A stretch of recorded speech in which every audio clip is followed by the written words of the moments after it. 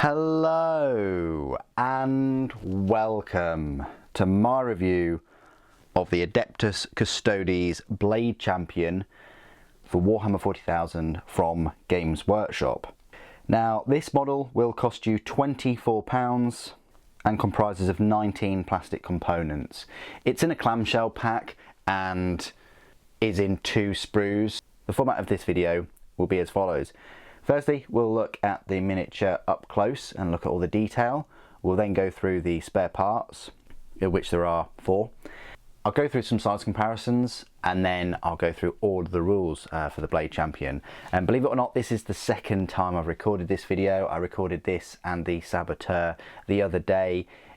These were meant to come out earlier, but I had a memory card kind of corruption error thing happen. So all of that information was lost, which is, yeah, a bit of a pain, but it's one of those things. So I'm re-recording this. Let's have a look at the miniature himself then. Here he is, the Blade Champion. Quite pricey at £24. I'm pretty sure it wasn't that much less than the Forge World, like Praetor or whatever, that they released quite a few years ago.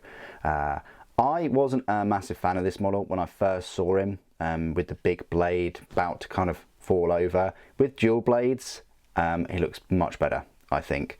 When he was first released, you could only pick him up in the Shadow Throne box set, which was about £105, along with the Genestealer Cult Reductus Saboteur, which is right here, and then they both released at the same time not that long ago.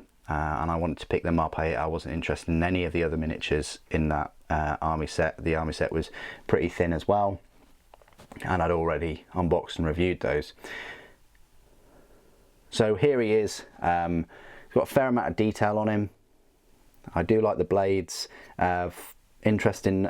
I think the scenic base needs a bit more work. I think it's a bit boring. The big sword that he's got in his right hand, that is the same size sword as the kind of dual wielded one. The armor is odd, I'll give him that. He's got a helmet, he's got big shoulder pauldrons, he's got a full chest plate and tassets, but he doesn't have any leg armor. Yeah, I think that's a mistake. I think he should have a leg armor. You know, these custodians are hundreds, if not thousands of years old. They're the best of the best. They should really have the 2+ save. The rules get around that a little bit with increasing 1 to the armor save and throw it in melee, but I still think all custodians should have that 2+. You know, what sets them apart from every other army is their 2+ save. Their high toughness, strength, and incredible weapons, and high points cost. That's what you're paying the high points cost for. Anyway, that is the Blade Champion. I'll put him just there, and we'll have a look at these spare parts. So they're the 4 spare parts. You've got the sword, kind of dual-handed. You know it's dual-handed because he's got his other hand gripping the rest of the hilt there. You've got, it's the same size sword, as I say, as the current one in his hand. This is the other arm that you'd need to, you know, attach him to. These are the 2 heads. So instead of the awesome looking helmeted version, you can go for these 2. One is disappeared into the quantum realm just then. You've got a kind of sort of grimaced stoic face and a very kind of angry face. I mean, I think this one probably work a bit more, but I like that about the Custodes. I like their helmets. I like the, you know, the fact that you can't sort of see what their expressions are behind. In the books and the novels, they're already quite expressionless creations, I want to say. I don't know what Games Workshop's big focus is on having so many helmeted units and things helmetless on kind of all their codexes. You got it on Space Marines, you got it on this Custodian one, you got it on a few others. Yeah, I mean, I'd much rather helmeted, but there we go. They're the spare parts, only the 4. I guess you could use the other 2 heads on any of your other Custodes. You could probably even use the sword and the other arm on your normal Custodian Guard, possibly, and have another Blade Champion, so you could double up. It's possible. Maybe put the shield on his back. I don't know. Anyway, they're the spare parts. Size comparisons then. Well, we've got a normal Custodian Guard there, and then we've got the chunky boy. He is thick. Right, so the normal Custodian Guard, they're pretty much the same height. I'd say the normal Custodian Guard is a little bit taller just because of the stoic pose he's in, but definitely will fit in very well with the rest of your Custodian Guard. Obviously next to LeChunk, yeah, he's a little bit smaller, but usually the heads are about the same height, but yeah, clearly not as thick as this 50mm Terminator. Compared to the usual 3 models that I like to compare the review model to, we've got a normal Space Marine, which is probably up to the chest plate, and we've got Sly Marbo, who's quite tiny, almost up to the chest, and then you've got a Primaris, which is a head, at least a head shorter, and the Custodian Guard isn't even kind of stood completely upright. So yeah, that's where they stand. Custodian Guard, you know, biggest, I say troop choices, yeah, troop choices, I think, in all of the armies, certainly the tallest and the thickest, but yeah, you'd kind of expect them to be. Anyway, that is the size comparisons with those 3 usual models. And the final part of my review, I will go through all of the rules for the Blade Champion. So you'll find his rules in the 9th edition Adeptus Custodes Codex under HQ. Feels like there's a fair amount of HQ choices now in the Custodes book. You've got Trajan Valoris, you've got a Shield Captain in 3 different flavours, 1 in Terminator armour, 1 on Dawn Eagle jet bike, you've got Valerian and Alea and the Knight Centura, and now you've got this Blade Champion. He's a power points cost of a 6 and a points cost of 110 points, meaning he's the same points cost as a Shield Captain without any extra upgrades. His stat line reads, he's a movement of 6 inches, weapons skill and ballistic skill are 2+, strength, toughness are both 5, 7 wounds, 6 attacks, leadership 11 and a save of 3+. Super, how does that compare to a normal Shield Captain? It's exactly the same stat line, except that elephant in the room, which is the save. It doesn't have a 2+ save, he's got a 3+. More on that later. Blade Champion is equipped with Vault Swords.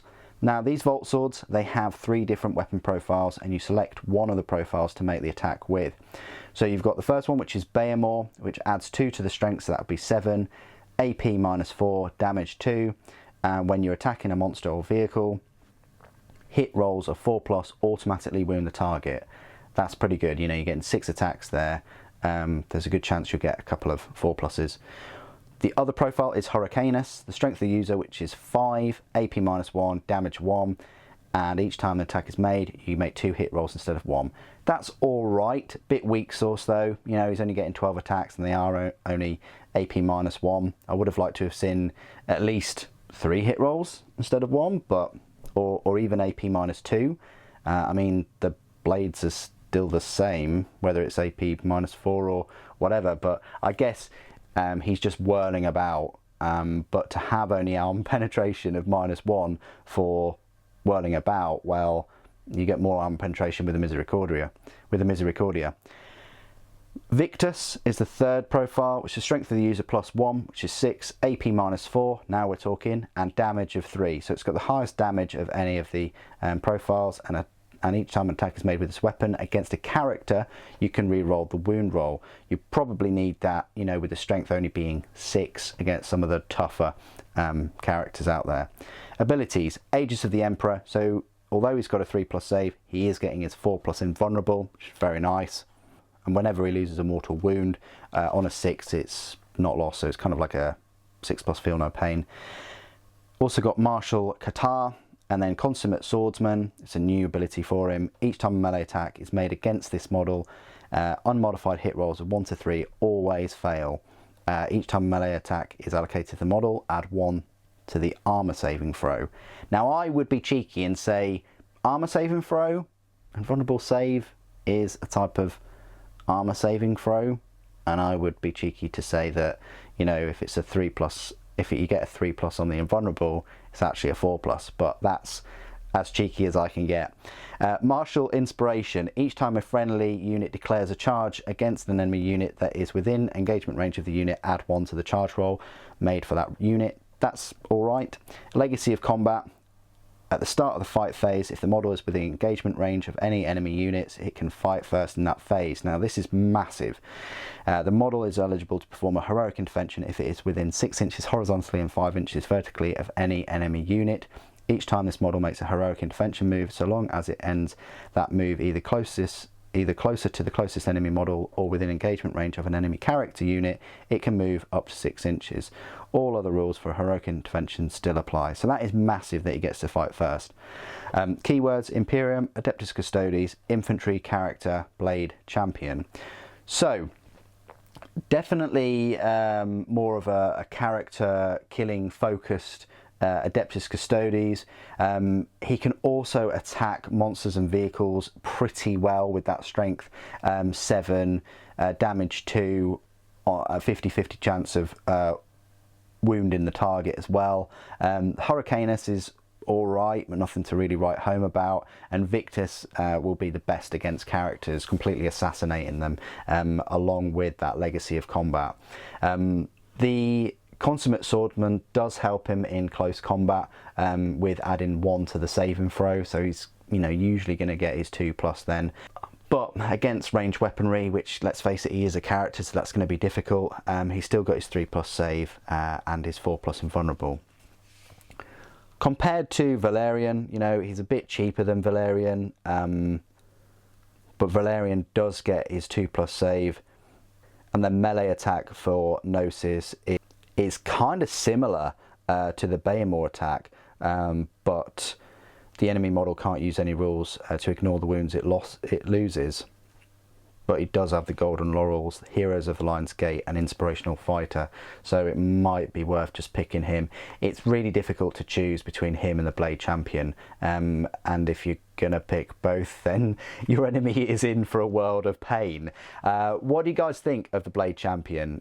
Please put your thoughts and opinions down in the comments below. It'd be great to hear from you. Thank you ever so much for joining me today. Thank you for watching. The Emperor Protects.